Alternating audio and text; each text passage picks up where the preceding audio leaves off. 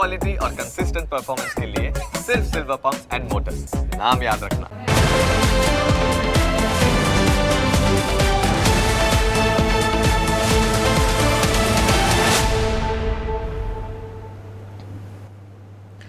તમને સ્પર્શતા તમામ સમાચારોની છે અમને ફિકર અને એટલે જ હું આપના માટે લઈને આવ્યો છું પ્રાઇમ 9 વિથ જીગર। પ્રાઇમ 9માં આજે વાત 10 વર્ષે ઊભા થયેલા એક નવા વિવાદ, અનામતના નામે રોટલા શેક્યા, પાટીદારોએ શું પાટીદારોને તોડ્યા? આ સવાલ અત્યારે ચર્ચાના કેન્દ્ર સ્થાને છે। ગુજરાતના પાટીદાર અનામત આંદોલનથી પાટીદાર સમાજને કશું જ મળ્યું નથી। ઉદ્યોગપતિ અને પદ્મશ્રી કરસનભાઈ પટેલના આ નિવેદને 10 વર્ષ પહેલાના પાટીદાર અનામત આંદોલનમાં જાણે પ્રાણ ફૂંકી દીધા અને સવાલ પણ ઊભા કર્યા। આંદોલન પૂર્ણ થયું, સત્તા અને સ્વાર્થના સમીકરણો બદલાયા, પણ કરસનભાઈના આ નિવેદનના કારણે પાટીદાર નેતાઓ મેદાનમાં ઉતરી પડ્યા। અનામત આંદોલનના 10 વર્ષ બાદ પહેલીવાર ઉદ્યોગપતિ કરશન પટેલ અનામત આંદોલનકારીઓ સામે આડકરી રીતે સવાલ ઉઠાવ્યા, પણ મામલો વધુ ગરમાઈ ગયો છે।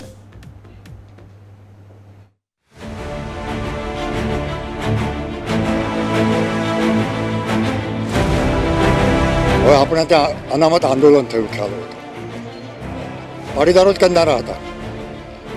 એમાં શું મળ્યું? કશું નહીં।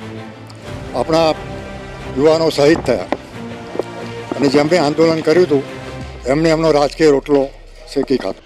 પાટીદાર અનામત આંદોલનથી શું ફાયદો થયો એ કદાચ કરશનભાઈને ન ખબર હોય, કેમ કે કરશનભાઈ કરોડપતિ છે અને પાટીદાર અનામત આંદોલન એ સમાજના નબળા વર્ગો માટે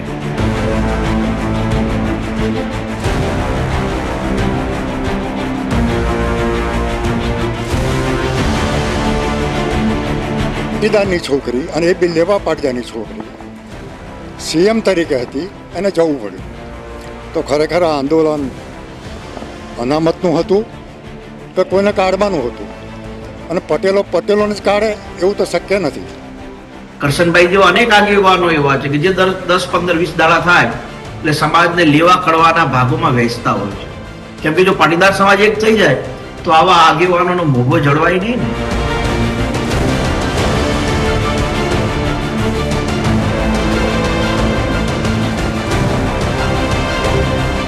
શું કરશનભાઈ પટેલે એક પણ પાટીદાર સમાજના દીકરા દીકરીને કોઈ મદદ કરી?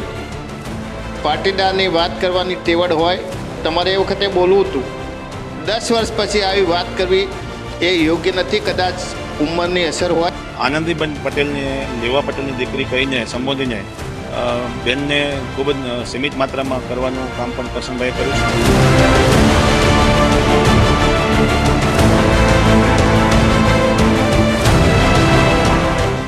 કરશનભાઈ જે રીતે 10 વર્ષ પછી પાટીદાર આંદોલનની વાત કરે છે ને, એની આઈડેન્ટિટી વેપારી પણ બતાવી દે છે। અને 10 વર્ષ પછી એમણે જે વાતો કરી છે એકદમ તદ્દન ગેરવ્યાજબી વાત છે।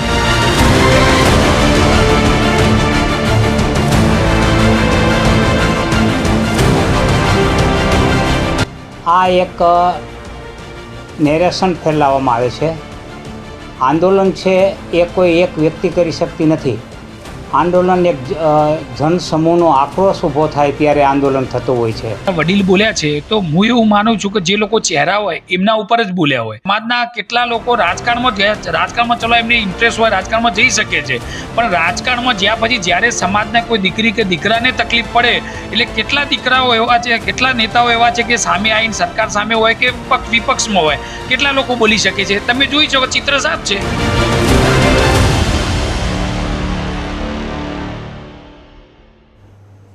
તો તર્ક અલગ છે, મત અલગ છે। આજની આ ચર્ચામાં આપણી સાથે જોડાશે બીજેપીના નેતા વરુણભાઈ પટેલ, કોંગ્રેસના નેતા ગીતાબેન પટેલ અને પાટીદાર અગ્રણી દિનેશભાઈ બાંભણિયા। વરુણભાઈ, સૌથી પહેલો સવાલ આપને કે શું 2015માં જે આંદોલન થયું હતું 2025માં એ મુદ્દો ફરી ઉઠ્યો છે? શું પાટીદારોએ રાજનીતિના રોટલા જે આંદોલનકારી હતા એમણે શેક્યા છે? જો રાજનીતિના રોટલા શેક્યા છે, રાજનીતિમાં કદાચ પાટીદાર આંદોલનમાંથી 20 કે 25 જણ રાજનીતિમાં ગયા હશે, એમાંથી કદાચ 1 કે 2 જણ સફળ થયા હશે, બાકીના નિષ્ફળ થયા હશે। એ અને આંદોલનમાંથી રાજનીતિક નેતાઓ જન્મતા હોય છે। આજ સુધીના તમામ આંદોલનનો ઇતિહાસ છે. પણ કરશનભાઈને કોના રોટલાથી કે કોની રાજનીતિ સફળ થઈ એનાથી પ્રોબ્લેમ છે એ કરશનભાઈ ચોક પાડે.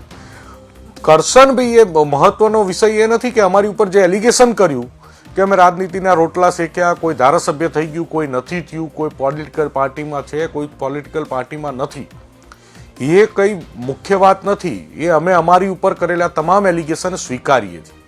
કારણ કરશનભાઈને આ 10 વર્ષે આટલું બોલવાની હિંમત જે આવી એ પાટીદાર આંદોલનથી આવી. પાટીદાર આંદોલને ગુજરાતમાં એવા વાતાવરણનું સર્જન કર્યું કે ગુજરાતનો સામાન્ય માણસ પણ પોતાનો મત રજૂ કરી શકે છે અને ગુજરાતનો ઉદ્યોગપતિ પણ પોતાનો મત રજૂ કરી શકે છે. આ નિર્ભય વાતાવરણનું સર્જન જો કોઈએ કર્યું હોય તો આ પાટીદાર આંદોલને કર્યું છે. પાટીદાર આંદોલનથી 10% EBC મળી છે, યુવા સ્વાવલંબન યોજના મળી છે, બિન અનામત વર્ગનું આયોગ મળ્યું છે. ઇવન કરશનભાઈની નિરમા યુનિવર્સિટીમાં જે પાટીદારનો દીકરો દીકરી કે ઇવન બ્રાહ્મણ કે ક્ષત્રિયનો ઓપન કેટેગરીમાં બિન અનામત કેટેગરીમાં આવતી 50 જેટલી જ્ઞાતિઓમાંથી કોઈ પણ જ્ઞાતિનો દીકરો કે દીકરી કરશનભાઈની નિરમા યુનિવર્સિટીમાં એડમિશન લે તો કરશનભાઈ એને વગર વ્યાજે લોન નથી આપતા.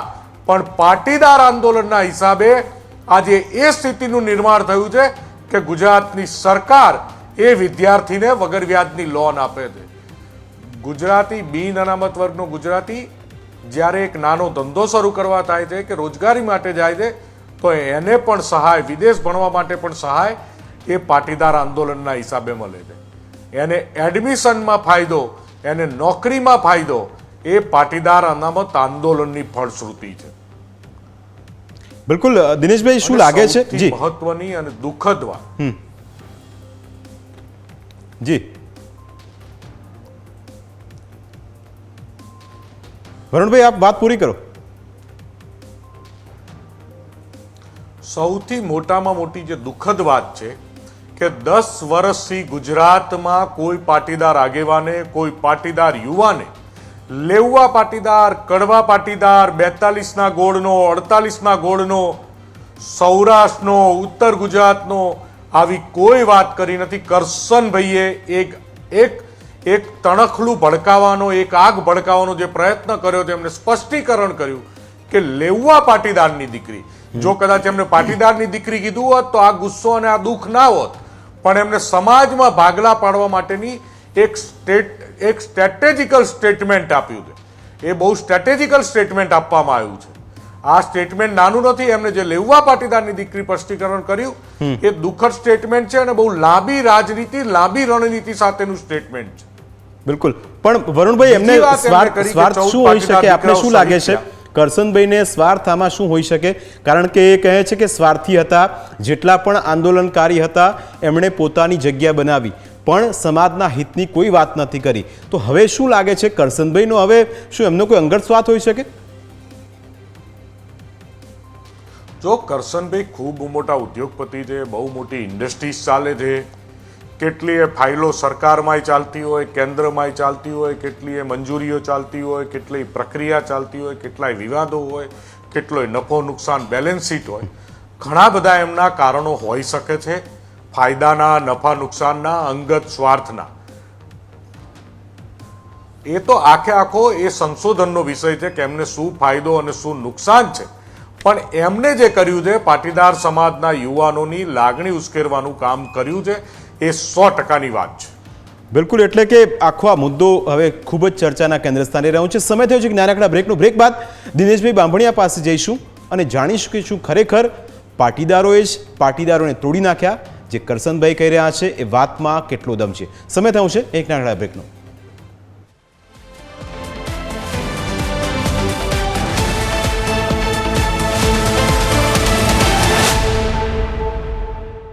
તો ચર્ચા પાટીદાર અનામત આંદોલન અને 10 વર્ષ બાદ આવેલા કરશનભાઈ પટેલના જે નિવેદન છે તેને લઈને છે.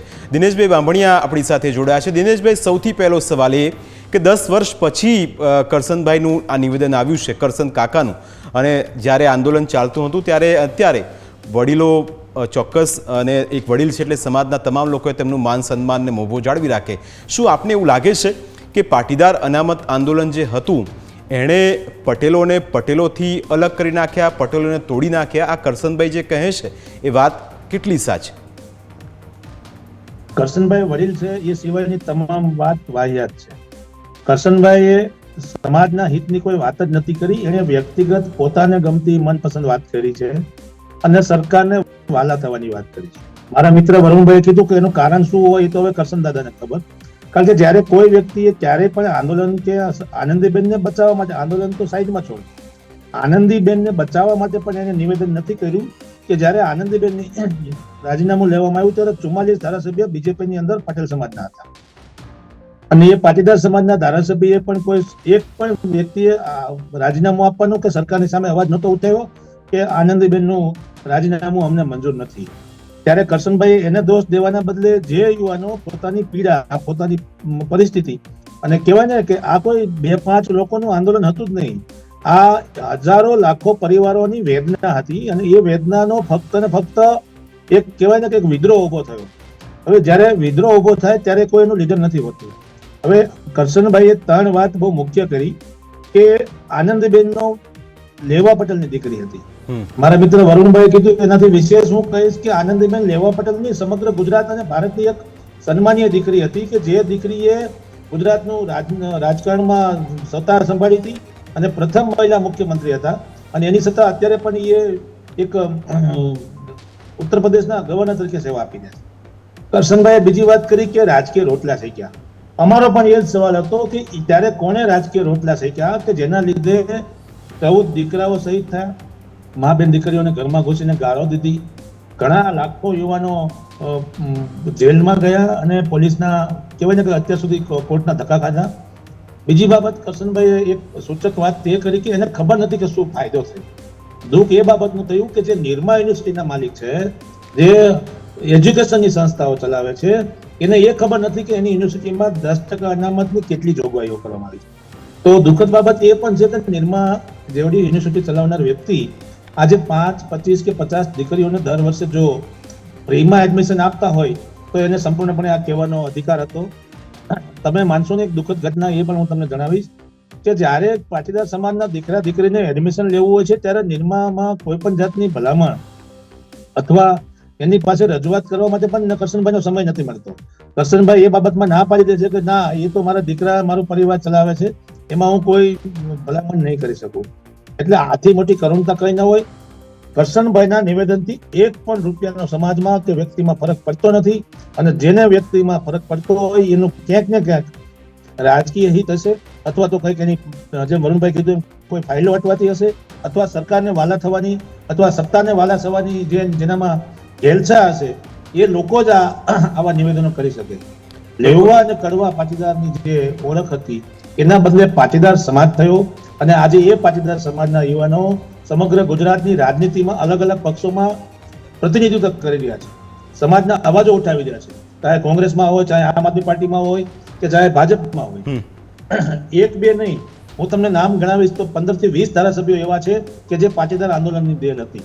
દાખલા તરીકે લલિતભાઈ વસોયા, લલિતભાઈ કગતરા, કિરીટભાઈ, હાર્દિક પટેલ, પ્રકાશભાઈ વરમોરા, બિરજેશભાઈ મેરજા, આવા ઘણા બધા ધારાસભ્યો એવા હતા કે જે પાટીદાર આંદોલનના પ્રતિનિધિત્વ કરવા માટે સરકારમાં ગયા હતા.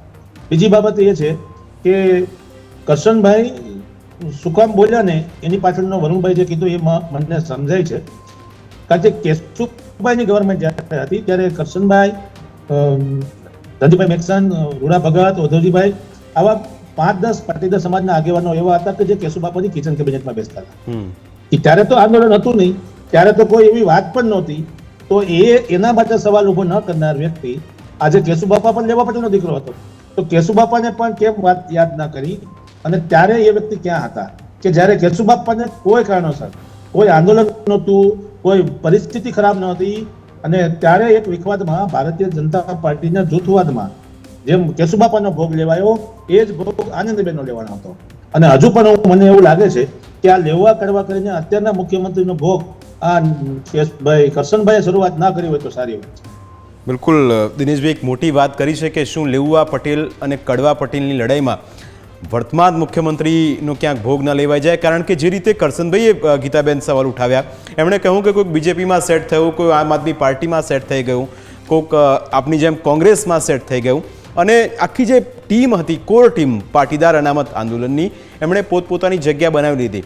શું સમાજના એક દીકરી તરીકે જ્યારે દિનેશભાઈએ પણ વાત કરી, કોઈને એડમિશનની વાત હોય, કોઈને નિરમામાં એડમિશન લેવું છે, તો શું આ ભલામણ કોઈ કરે પાટીદાર વ્યક્તિ અથવા તો બીજું કોઈ વ્યક્તિ, તો શું ખરેખર સાંભળવામાં નથી આવતું?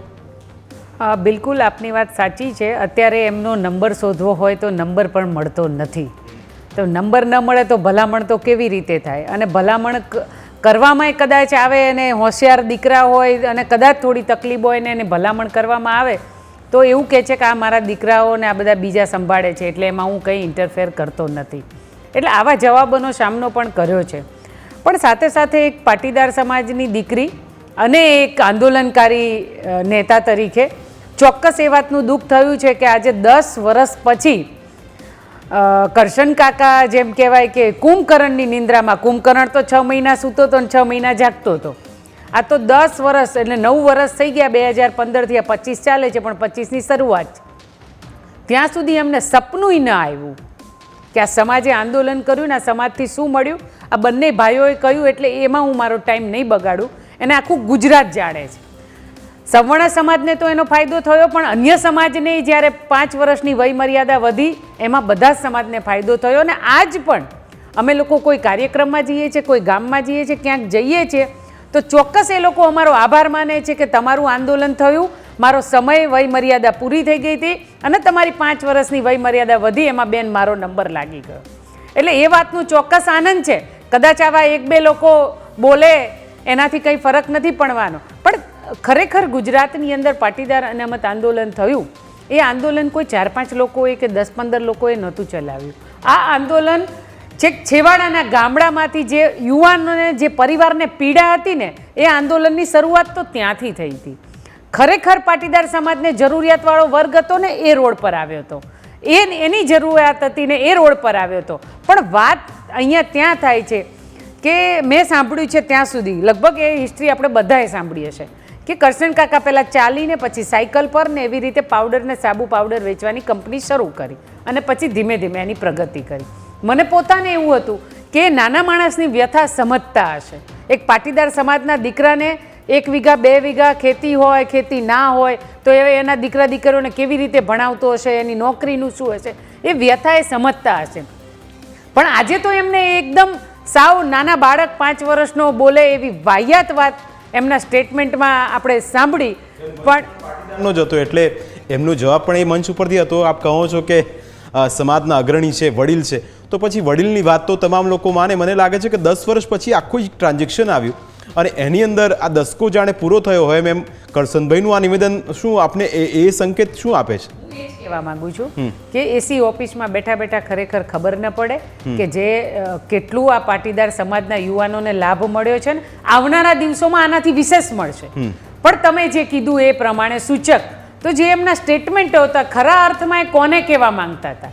જો તમે આનંદીબેનને ઉઠાડવાનું કાવતરું અમારા તરફી નાખતા હોય તો એ અમિત શાહનું કાવતરું હતું. તમારે ડાયરેક્ટ અમિત શાહને પૂછી લેવું જોઈએ. તમારું ઇન્ટરનલ અંદરનું પોલિટિક્સના કારણે, અને તમે એવા તો ડાયાને સીધા નથી કે આંદોલનકારીઓના કહેવાથી તમે મુખ્યમંત્રી બદલી નાખ્યા હોય. એટલે શું કહેવાય કે કરશન કાકાને દુખતું હોય પેટ અને કૂટે માથું એવી પરિસ્થિતિનું સર્જન અહીંયા થતું હોય એવું લાગી રહ્યું છે. કારણ કે કહેવાય ને કે જ્યારે કરશન કાકાના સ્ટેટમેન્ટ આવતા હતા એટલે એમાં 2-3 વાતો એવી આમ રાજકારણને સ્પર્શતી આવતી હતી અને એમને ખરેખર ખુશ થવું જોઈએ કે પાટીદાર સમાજનો યુવાન એ કદાચ આવનારા પેઢીની અંદર એક નવી પેઢીની શરૂઆત થતી હોય, નવા એક આંદોલનકારી ચહેરા જે સમાજનું પ્રતિનિધિ કરે, સમાજના પ્રશ્નો હોય ત્યારે સમાજના પ્રશ્નો ઉઠાવે. આજના આગેવાનો તો સરકારમાં બિઝનેસો ચલાવવાના કારણે બોલી શકતા નથી, બધાના મૌન સીવી જાય છે. તો આ આવનારી પેઢી, નવી પેઢી જે આંદોલનકારી, એનું એક તાજું જ ઉદાહરણ અમરેલીનું આપણે યાદ કરીએ કે અમરેલીનો કિસ્સો જ્યારે બન્યો ત્યારે આ જ બધા આંદોલનકારીઓ ખુલીને મીડિયા અને સોશિયલ મીડિયાના માધ્યમથી ખુલ્લેઆમ આ દીકરીના બચાવમાં આવ્યા. તો એ જ મોટો ફાયદો છે. અને આ જ આવનારી પેઢી છે ને ખરેખર એમને ખુશ થવું જોઈએ કે આ યુવાનો સમાજની વાત સાચા પ્લેટફોર્મ પર મૂકે છે. બેન રોકવા માંગે લાલજી પટેલ તો એવું કહે છે કે જેટલા પણ સમાજના અગ્રણી હતા પોતપોતાની જગ્યાએ સેટ થઈ ગયા અને અમરેલીમાં જે ઘટના ઘટી એમાં એક પણ આ યુવા નેતા પાટીદારના દેખાયા ન હતા. એ મુદ્દે ચર્ચા કરીશું. સાથે છું બ્રેક બાદ કે આખરે જ્યારે અનામત આંદોલન ચાલતું હતું ત્યારે શું આવા વડીલ મુરબ્બી સમાધાનના માર્ગે આવ્યા હતા કે નહીં, તેના વિશે ચર્ચા કરીશું એક બ્રેક બાદ.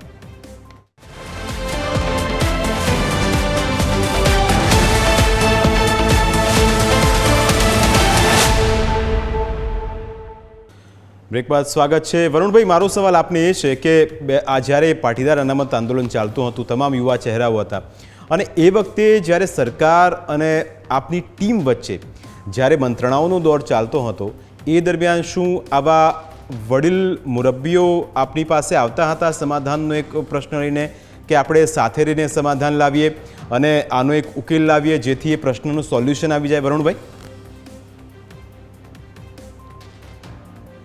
વરુણભાઈ અવાજ આવે છે? ના, હવે આવે છે. જી વરુણભાઈ, સવાલ એ હતો કે જ્યારે અનામત આંદોલન ચાલતું હતું, સરકાર અને જેટલા પણ કોર ટીમ હતી પાટીદાર અનામત આંદોલનની, ત્યારે આપની વચ્ચે સમાધાનનો એક સેતુ બનાવવાનો પ્રયત્ન થતો હતો. શું એ વખતે આવા ઉદ્યોગપતિ કે કરસન કાકા એ સમાધાનનો સંદેશો લઈને આવ્યા હતા કે ભાઈ આપણે સમાજ સાથે રહીએ અને સરકાર સાથે આ રીતની વાતચીત કરીને એક સોલ્યુશન લાવીએ? શું એ વખતે પ્રયત્નો થયો હતો ખરા? જો એ વખતે સમાજના ગણ્યા ગાંઠ્યા ઉદ્યોગપતિ અને ગણ્યા ગાંઠ્યા આગેવાનો ઇનડાયરેક્ટલી મદદ કરતા હતા અને અમુક સમાધાનના પ્રયત્નો કરતા હતા. બાકી 90% ભૂગર્ભમાં હતા.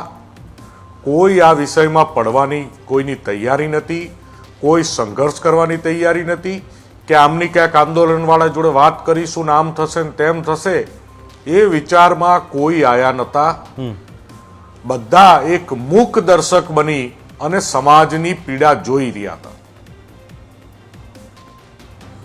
બિલકુલ દિનેશભાઈ, જે રીતે વરુણભાઈ કહી રહ્યા છે કે સમાજની પીડા વડીલ મુરબ્બીઓ જોઈ રહ્યા હતા, તો પછી 10 વર્ષ પછી આવવાનું કારણ શું? અને બીજું કે જેટલા પણ ઉદ્યોગપતિ પાટીદાર સમાજમાં છે, કરસનભાઈ હોય કે બીજા કોઈ હોય, શું સમાજની જ્યારે એજ્યુકેશનની વાત હોય, સમાજના હિતની વાત હોય, શું એમનું આમાં કોઈ પીઠબળ રહે છે કે સમાજ આગળ વધે, અમે તમારી સાથે છીએ?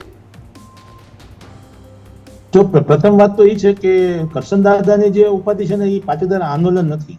કરશન દાદાની ઉપાધિ એ હતી કે આનંદીબેન પટેલ મુખ્યમંત્રીમાંથી હટ્યા, પણ જ્યારે આનંદીબેન હટ્યા એને આજે 10 વર્ષનો સમય થવા આવ્યો, તો આનંદીબેન હટ્યા ત્યારે પણ કરશન દાદાએ નિવેદન નથી કર્યું, સરકારને કોઈ આક્ષેપ નથી કર્યા, અથવા તો મારી જાણમાં કે તમારા કોઈ પણની જાણમાં નહીં હોય કે એમને કોઈ સરકારને આનંદીબેનને નહીં હટાવવા માટેનો પણ પત્ર લખ્યો હોય, અથવા આનંદીબેનને હટાવ્યા પછી પણ પાટીદાર સમાજના કોઈને વ્યક્તિને મુખ્યમંત્રી બનાવવામાં આવે એવી વાત પણ કરશનભાઈ તરફથી ક્યાંય મૂકવામાં આવી એવું અત્યાર સુધી ક્યાંય ધ્યાને આવ્યું નથી. એટલે કરશનભાઈ ખાલી ફિલોસોફીની વાત કરે છે કે ભાઈ પાટીદાર સમાજની દીકરીનો ભોગ લેવાયો. ભોગ તો તમારા બધાના કારણે લેવાયો. જો તમે જ લોકોએ વિરોધ કર્યો હોત અને આ સરકારની સામે ઉદ્યોગપતિઓ બેસી ગયા હોત તો પાટીદાર આંદોલન તો વિષય અલગ હતો.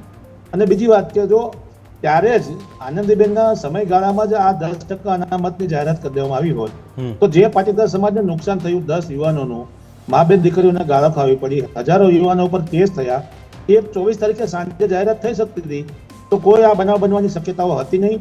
લાઠીચાર્જનો પણ પ્રશ્ન ન બનતો, ફાયરિંગનો પણ પ્રશ્ન ન બનતો અને આનંદીબેનની સરકારને જવાનો પણ પ્રશ્ન ન બનતો. એના કરતાં પણ વિશેષ વસ્તુ એ બનતી કે જે લોકો પાટીદાર સમાજના લોકો સરકારથી નારાજ હતા એ પણ સરકારના સમર્થનમાં આવીને આનંદીબેનને એક સમગ્ર ગુજરાતની સમગ્ર દેશમાં એક સારું એવું બિરુદ આપવા એ પ્રયાસ કરવાના બદલે હવે કરશનભાઈ કહેવાય છે ને કે બધી વસ્તુ પૂરી થઈ ગઈ, કોઈ વસ્તુ હાથમાં નથી રહી, ત્યારે એને કહેવત છે કે રાંડા પછીનું ડાપણ, એ કરશનભાઈને આજે આવ્યું હોય અને મને સંપૂર્ણપણે શંકા છે કે શું અત્યારની સરકાર સામે એનો કોઈ અવાજ નથી ને એ વાત પણ એક કરશનભાઈને પૂછીને ખબર પડવી જોઈએ. કારણ કે એમણે બહુ સૂચક નિવેદન કર્યું છે કે લેવા પટેલની દીકરી, જો લેવા પટેલની દીકરી હતી તો અત્યારે પાટીદાર સમાજના મુખ્યમંત્રી છે, એટલે એના વિશે કંઈ એનું કેવું છે? કોઈ એની ફાઇલ અટકીને ઊભી રહી ગઈ છે, અથવા કોઈ એના પ્રોજેક્ટો ઊભા રહી ગયા છે, કોઈ ગ્રાન્ટ ઊભી રહી ગઈ છે, અથવા એની વાત સાંભળતા નથી, એવા જે કાંઈ પ્રશ્ન હોય એની સાથે પણ રાજનીતિના રોટલા શેકવાના બદલે સાથે સાથે એને કહી દેવાની જરૂર હતી કે ભાઈ ત્યારે જે લોકો આંદોલનમાં હતા એ લોકોએ આનંદીબેનને હટાવવાનો પ્રયાસ કર્યો પણ અમે બધાએ માય ગાંગલા થઈને બેઠા રહ્યા. તો એ બાબતમાં પણ એમના દોષિત છે. બીજી બાબત મેં તમને કીધું કે સિસ્ટમ સામે જ્યારે લડાઈ થતી હોય છે ત્યારે કાં તો માંગણી સ્વીકારાતી હોય છે અથવા સરકારો પરિવર્તન થતી હોય છે. એ અત્યાર સુધીનો ઇતિહાસ રહ્યો છે. અને રાજકીય રોટલા શેકવાની વાત કરી, દરેક પાર્ટીની અંદર આજે પાટીદાર આંદોલનના નેતાઓ છે, એટલે કોઈ પાર્ટીને બચાવવાનું કે કોઈ પાર્ટીનો વિરોધ કરવાનો પ્રશ્ન આમાં ઉપસ્થિત થતો જ નથી. દરેક રાજકીય પાર્ટીની અંદર આ યુવાનો છે અને પોતપોતાના વિસ્તાર અને સમાજનું પ્રતિનિધિત્વ અત્યારે કરી રહ્યા છે. એટલે એમાં કોઈ રાજકીય રોટલા શેકવાની વાત નથી. બીજું, 44 ધારાસભ્યો હતા. કરશનભાઈ કયા ધારાસભ્યને કીધું, કયા ધારાસભ્યને એવું કીધું કે ભાઈ તમે રાજીનામું આપી દો, આનંદીબેનની સરકાર ના હોય તો આવી સરકારમાં રહેવાય નહીં? તો ફક્ત ને ફક્ત આંદોલનકારીઓ પર દોષ દેવાના બદલે જે સરકારો ચલાવે છે, જે સરકારને ફંડિંગ કરે છે, જે સરકારને ઇન્ડસ્ટ્રીઝના લેવલથી તન મન ધનથી મદદ કરે છે, સરકારની જાહેરાતો આપે છે, સરકારની વાહવાહી કરે છે, એવા લોકો બોલવાના બદલે જે એક નોકરી માટે, પોતાની રોજગારી માટે, પોતાના પરિવારના દીકરાના એડમિશન માટે જે લોકો રસ્તા પર આવ્યા હતા એને દોષ આપીને ખૂબ જ મોટું પાપ કરી રહ્યા છે. બિલકુલ. ટૂંકમાં ગીતાબેન આપની પાસેથી જવાબ માંગીશ કે અત્યારે જુઓ, તમે બીજેપીના નેતા પાટીદાર આપણી સાથે ચર્ચામાં છે, આપ કોંગ્રેસમાં છો અને પાટીદાર અગ્રણી છે. તમામનો મત એ છે કે જે કરશનભાઈ બોલ્યા એ ખોટું બોલ્યા. હવે સામે પણ પાટીદાર જ વડીલ છે, એટલે હવે આપને એવું લાગે છે કે એક યુવા આપણી જે એક રાજનીતિ અને આ તરફ વડીલ કે જે સમાજના મુરબ્બી છે એમની સામે આખો એક અવાજ અત્યારે બુલંદ બન્યો છે એમના એક નિવેદનના કારણે. એમને માત્ર ને માત્ર આંદોલનકારીઓને આટલું મોટું આંદોલન થયું એને એમને વખોડ્યું છે ને એને કીધું એનાથી કશું મળ્યું નથી. વાત ત્યાંથી શરૂ થાય છે. બાકી સમાજના આગેવાન છે, મુરબ્બી છે, ઉદ્યોગપતિ છે, એમાં કંઈ ખોટું જ નથી. એ તો અમે પણ સ્વીકારીએ છીએ. પણ એમને વાત આજે 9 વર્ષ પછી કરી છે કે આંદોલન થયું એમાં કશું ન મળ્યું, ખોટું હતું. પણ આ જગ્યાએ કદાચ કરશન કાકા એવું બોલ્યા હોત કે આજ પણ 9 વર્ષ થયા અને એ 14 દીકરાઓની હત્યા કરી એના ગુનેગારો હજુ સુધી પકડાયા નથી, આવું સ્ટેટમેન્ટ આપ્યું હોત તો કદાચ સમાજને સારું લાગતું. જો એમને સમાજની ને એમની દીકરીઓની બધી ચિંતાઓ, તો જ્યારે ખરેખર પાટીદાર સમાજ ઉપર લાઠીઓ વરસાતી હતી ત્યારે એક પણ શબ્દ નથી બોલ્યા. જ્યારે અત્યારે હાલ પણ પાટીદાર સમાજના યુવાનો પર, અસંખ્ય યુવાનો ઉપર હજુ આજ પણ કેસો ચાલુ છે, મુદતો ભરે છે, ત્યારે કરશન કાકા કશું બોલતા નથી. આ તો પીડા એમની છે અને માછલા બીજા પર ધોવાની વાતો કરે છે. પણ અત્યારે કરશન કાકા એવા સ્ટેટમેન્ટ આપીને પોતાના ઉપર એટલો મોટો ડાઘ લગાવ્યો છે કે એમની નિરમા કંપની છે, સાબુ પાવડર ગમે એટલો નાખે ને તો એ ડાઘ ધોવાય એવો નથી. બિલકુલ. એટલે તમામ જે રીતે અત્યારે મુદ્દો ચર્ચામાં કેન્દ્ર સ્થાને છે અને જે રીતે ગીતાબેને કહ્યું કે એક ડાઘ એવો લાગ્યો છે કે ડાઘ ક્યારે ધોવાશે અને એ ડાઘ ક્યારે જશે એ પણ એક મોટો સવાલ છે. આપ ત્રણેય અમારી સાથે ચર્ચામાં જોડાયા, આપનો ખૂબ ખૂબ આભાર. તમારી વિશેષ રજૂઆતમાં અત્યારે બસ આટલું જ. ફરી મળીશું આપને સ્પર્શતા મુદ્દા સાથે. ત્યાં સુધી રજા આપશો. નમસ્કાર.